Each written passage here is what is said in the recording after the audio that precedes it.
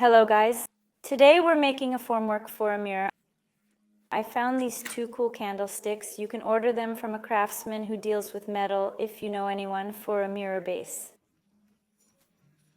It's the same thing, only it's flat and is used instead of a candlestick. The whole base is glued to it. I ordered one, but while it's being made, I'm waiting and I bought my own candlesticks. We'll need construction tape next. You can use either this type of construction glass or flexible glass, whichever you prefer. This works great for me. It's very easy to make the formwork with it. Then we'll need hot construction adhesive and a mirror, which I've chosen for myself. Now I'm going to start building the base. You see, before making our base, I've already done something similar here, glued it more than once, and you need to link it with. Let the form harden with the hot gun. Since my base will be so uneven, just secure it from the inside, guys. This is the outer inner circle. So let the base bond for a few minutes so that your form will hold, because if we let go now, then the glue won't bond and the form will bend because of the dense rim.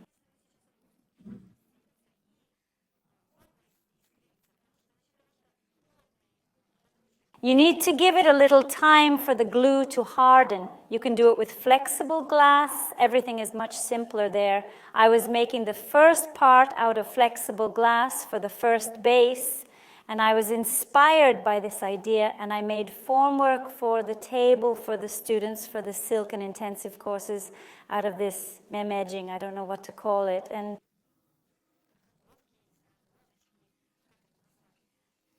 I realized I'd never made a mirror frame for some reason.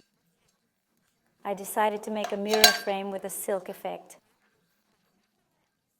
The guys are already studying how I accomplished this. There's already a lesson on the course. Today we're going to do it with dried flowers.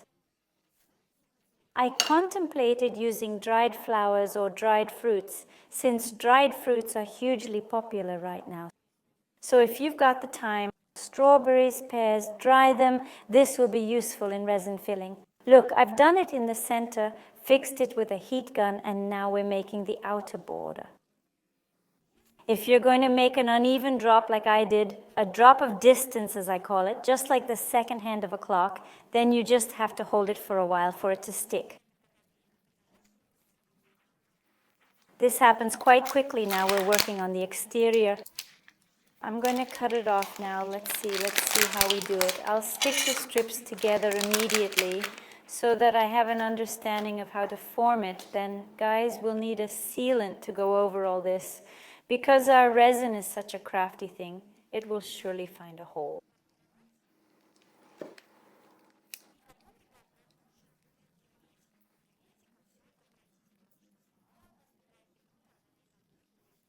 Therefore, stock up on construction sealant. It's generally also a useful thing, especially for formwork. And according to the same principle, we are now just doing and fixing our formwork from the outside.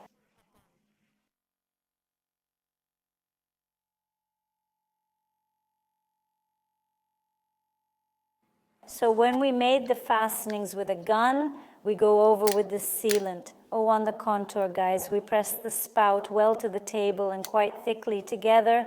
Where you were glued, do not regret it, so that there are no disappointments later. We go through. And I also go over it with my finger, smooth out the sealant so that it is well distributed. So it is also necessary.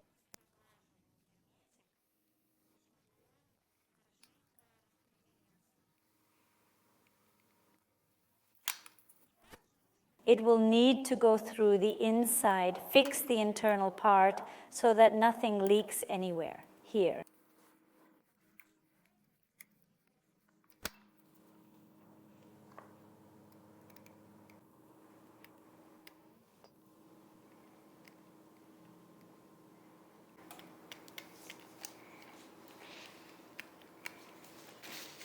Guys, if there's a leak, let's say from a crack inside, use a wet or alcohol napkin or soak it in solvent and wipe it well. Check everywhere to make sure everything is covered, let it dry, and mix some liquid resin. Guys, watch. While my resin becomes thicker, I decided to apply a latex layer on the entire silicone mat I have. This crystalline one, particularly on the back.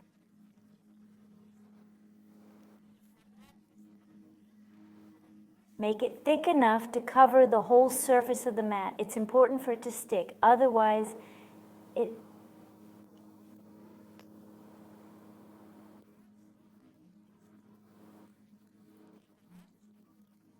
will lift everything up, ruining the entire pour. That's how it is. And I glue the mat to the place I need it. Right here, like this.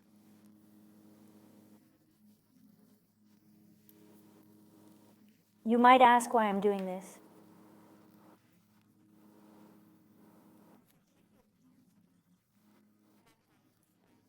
When I remove my pour, there will be a nice, such a brilliant mother of pearl effect. Well, let's see. This is how I think it will be. Let's see. So glued. So the resin literally stood on the battery for 1.5 minutes so that all the bubbles would come out.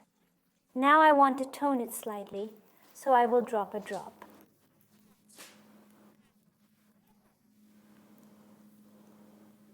The white one, so the mouth guard has it, so that I have such milk. Yes, great.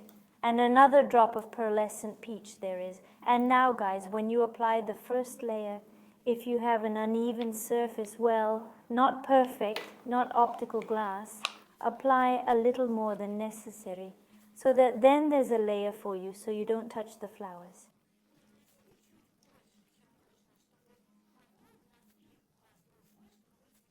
I pour it out, now you can. And knowing your resin, if you have it, if it's polymerized, it polymerizes quickly, gets thick quickly, then you don't have to wait. But I'll wait for about 5, probably 10 minutes before putting flowers into it so that the resin gets thicker, so that the flowers don't sink too much and so they don't get naked on the reverse side.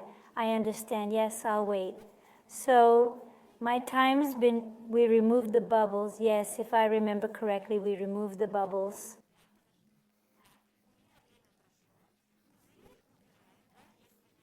I start laying, first I want to make a golden petal a little bit, distribute a little bit.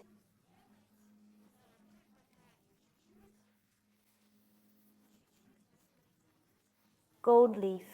So I take a spatula and tear the pieces into cups, or like me. Tear them inside like this and spread where I want. I have parts with golden details under the base on which the mirror will stand, so I need it to match.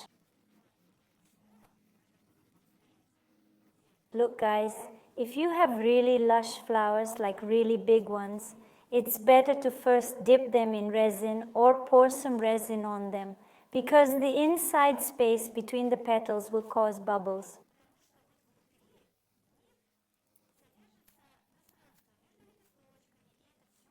You can leave a little bit of resin in a cup and just dip them in. I don't have many lush ones. Here's one like this.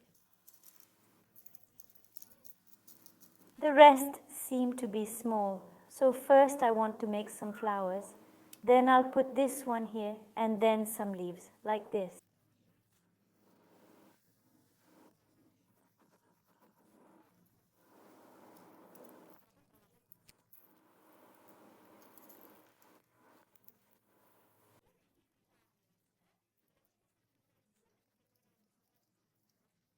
Here I go again. I'm going to put in these things. I still want to put in the blue one because the second mirror I have has blue silk, so I don't know what to do. Well, I'll put this flower in here and this one, this squiggly one, here. So now I have a flat white rose.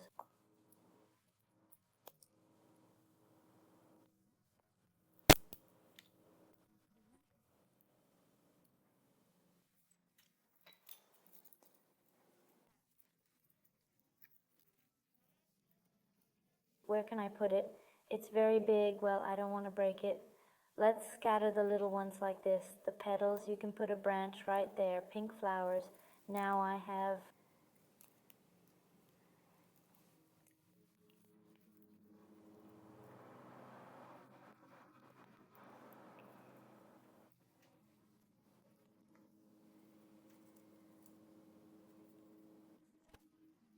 and then there will be leaves, green ones like this. I have beautiful ones in the hydrangea. By the way, I found a bush somewhere by accident. I ripped it off. Don't tell anyone.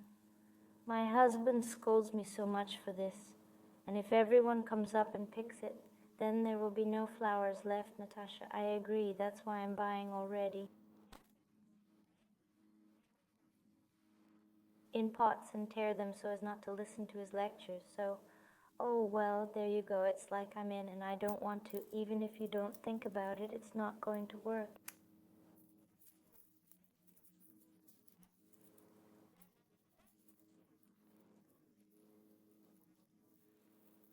It's just looking bright. Let's put it in.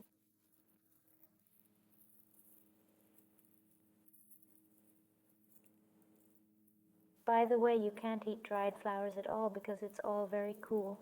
It looks like it, so now let's make leaves. I have these ones with berries, but I'm not going to berries. I'm just going to have leaves. I'm just throwing them in and a little bit with a spatula.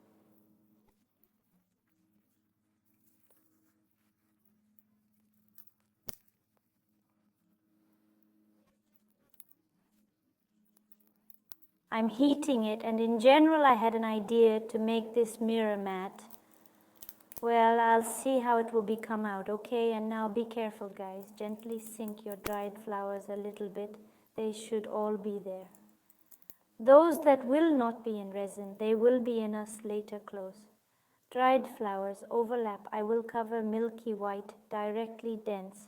So everything that is not recessed, everything will be covered with white. Eat. Well, that's it.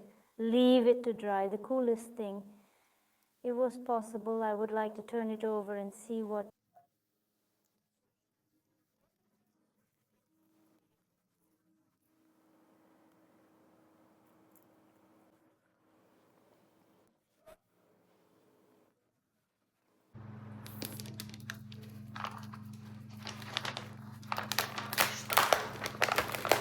Now we will find out whether it worked or not.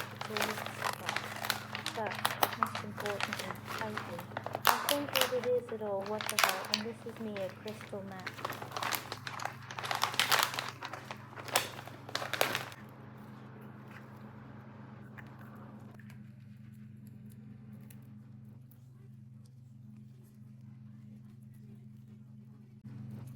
I'm not even quite sure what it is. What on earth? And over here I messed up and left a matte crystal. Silly me. So now, remove the casing. Remember to protect your hands by wearing thick gloves because the resin it's extremely sharp, especially when you remove the coating. There are very sharp edges that I've cut myself on multiple times, so you have been warned. I'm now working while wearing gloves. I've created several borders for mirrors, frames, and created silk using the dried flower technique. I've also worked with purple silk, although there's a slightly different technique involved. Therefore, we need to remove the sharp edges. I do this with a drill and a cutter. I bought the cutter in a dental store. They have great cutters that are excellent for carving out small detailed jewelry pieces, and they do not get clogged with resin. The main goal is to clean the front side. If there are any sharp parts, they need to be removed. I'm currently working with a silicone mat. Although saying I'm struggling is a bit of an exaggeration, I'm just removing it. The sound is really something else. Now, all I want to is construct the whole frame with a crystal mat. It's quite an impressive piece. It appears like the sun. Using one of the frames as an example, I'll demonstrate how I craft a notch for the candlestick. As my candlestick is round, you'll need to cut apart the diameter and thickness of our candlestick about halfway. If you can make a metal blank and find an artisan, it would greatly help in easing this specific part, because you would attach the mirror, affix my work and the frame to the metal base. I've already located an artisan, and I will appropriately construct my next mirror as it needs to be. I stick the candlestick in the cavity with liquid nails and also glue the mirror with a hot gun. You can create a mix from acrylic, or you could make it from acrylic by tighter and more textured, and close the mirror. You can pour a dense layer of resin. I made it from acrylic. Then I covered it with resin and covered it with matte varnish. Then it looks as beautiful and aesthetically pleasing as possible. And I also painted the ends with acrylic paint. And then with matte varnish on top, you can sweat as you like. So guys, the backdrop is dry. I painted the sides with acrylic. Now we need to sand our upper part. I have P320 sandpaper. So if you want, you can make some kind of inlay on top of the resin. I'm going to sand it well, degrease. I've already mixed the resin, thick deluxe from the company Rain Pro or Artal. In Russia, it's like Art Smola, and we do it as a finish for the cupboards. Who have never, I did the finish on the cup holder. I tell you, the temperature in the room should be 20.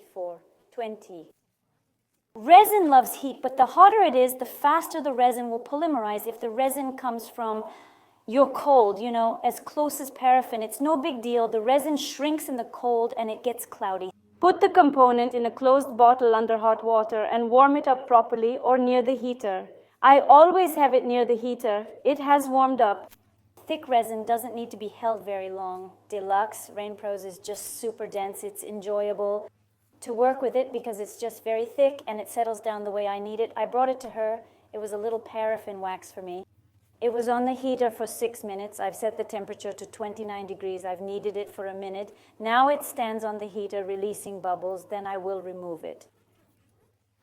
It will still remain for literally 3 to 5 minutes before it gains viscosity.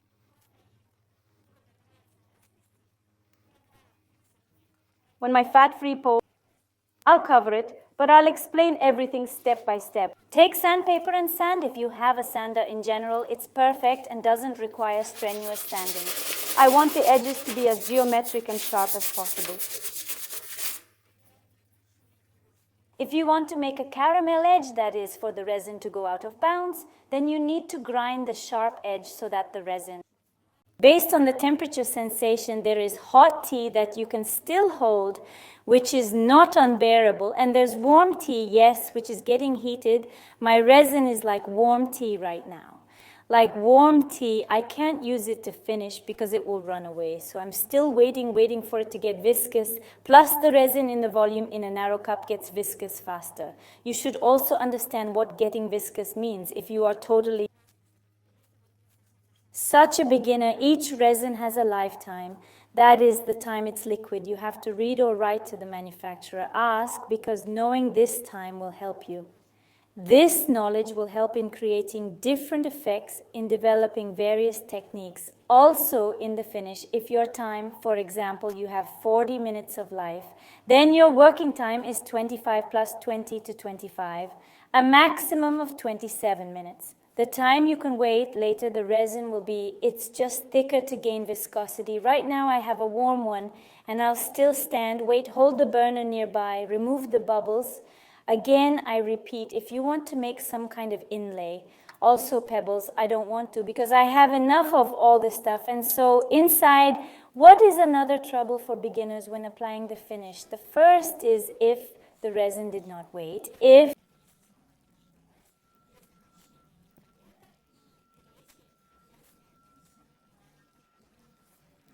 imagine all the resin, it converges to the center always, even if we have this shape in the form of a track. Yes, it will still converge to the center in the middle, and if there is not enough resin, then the resin will open the edges, give bald edges, give empty islands, and it will look terrible. So our resin is applied first.